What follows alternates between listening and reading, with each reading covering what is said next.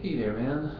Well, first of all, congrats for picking up all these pieces by ear, man. Yeah, it seems like you have an extraordinary sense for picking up stuff. But since you can already do this, see this lesson about the voice of your guitar focuses on the little details that I've first heard in sorry, in the nuances of the human voice. This was my aim with this lesson, trying to emulate the human voice, because this thing that you're hearing here was initially a vocal line that we were singing with one of my old bands a long time ago, and I thought that it would be a very good example to transpose with guitar playing. So of course you've noticed well that you're way too aggressive with the notes, and you should let the notes breathe more before vibrating. See, let's take this phrase for example.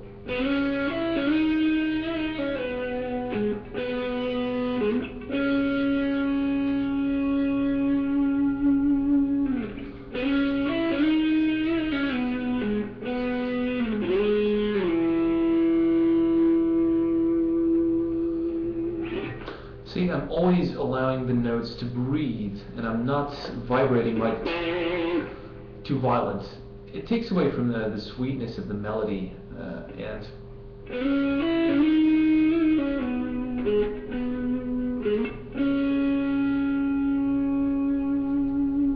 your vibrato is meant to prolong the life of that note, not to shake it. See, it's like this.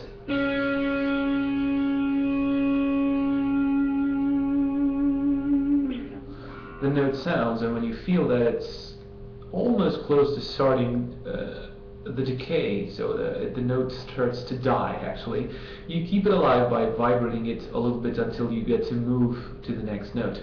And try to use a tone which is less distorted. You need to be able to control all these dynamics with your fingers, you know? And don't forget the little details. This thing here, everybody misses this thing here.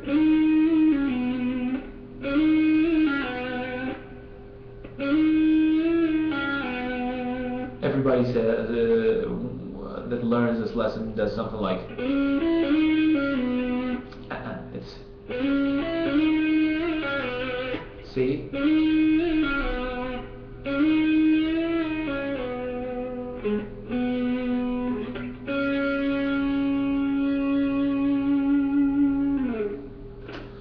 You need to create flow and melody and dynamics. Concentrate on what you want to transmit with this lesson. Sorting out the notes by ear is not enough. It's just the first step. You have to work on interpretation. This is what I want to get from you, because you told me that you feel like your lead playing is lacking something. Well, why not bring flow and melody and interpretation and dynamics into your lead playing? You know, when you play long notes in melodies, usually you have to interpret everything top-notch, otherwise it's going to sound like something you play mechanical. When you play faster stuff, if you play mechanical, I don't know, people don't feel like listening to something that doesn't have life, because the sheer speed and dynamics or the technical aspect in a phrase brings that phrase to life. But if you play slow notes, I don't know,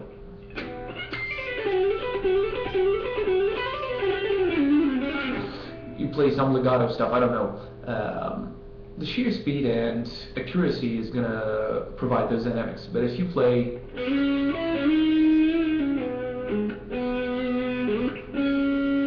oops, sorry, your hands are responsible for controlling those long notes and bringing them to life. So try another take and be careful with each detail, man. And remember, let the notes breathe before vibrating. Don't vibrate violently. Play with dynamics. Listen to the places where I went softer or harder, and follow the details. Every detail counts. And that's, trust me, that's even a step above your current ear training level. And about the other lesson, the video was really funny. I was laughing this morning when I watched it. I think it's very good, and honestly, I'm not that, I don't know, strict about positions. If you obtain the same effect when you play something, I don't quite care if you play it in that position or not.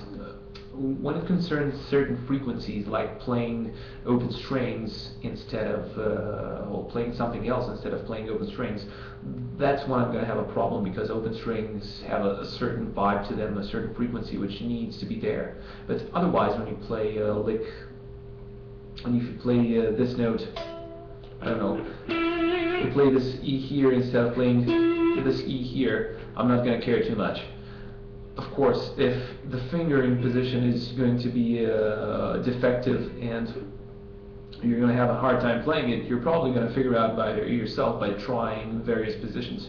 For instance, I've learned a piece here at GMC for my own fun, which is deals with how are they called? The Japanese modes. Stuff like that. I don't know. It was something like. I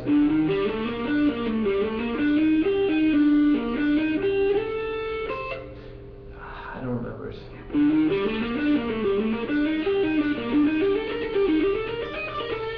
It was something like this. But anyway, these are the positions which I came up with, because for my hands and for the way that I'm used to playing things, playing two notes on neighboring strings is much easier than stretching a whole deal and trying to move left side or right side.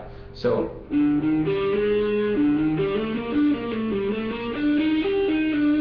this is way better. I don't know, I don't really remember too well how the phrasing went, but anyway, you get the picture. Adapt stuff to your playing style. It's the best way to do things. If you obtain the same sound, it's just great. It's not cheating. Cheating is when you copy an exam or something like that. If you play stuff and you get it to sound great and with flow, feeling, attitude, and a great tone, you can play with the fingers of your foot on the guitar. I don't really care. Okay, man, so let's see another take of the voice of your guitar with improved dynamics, taking care of the details and less violent vibrato. See ya.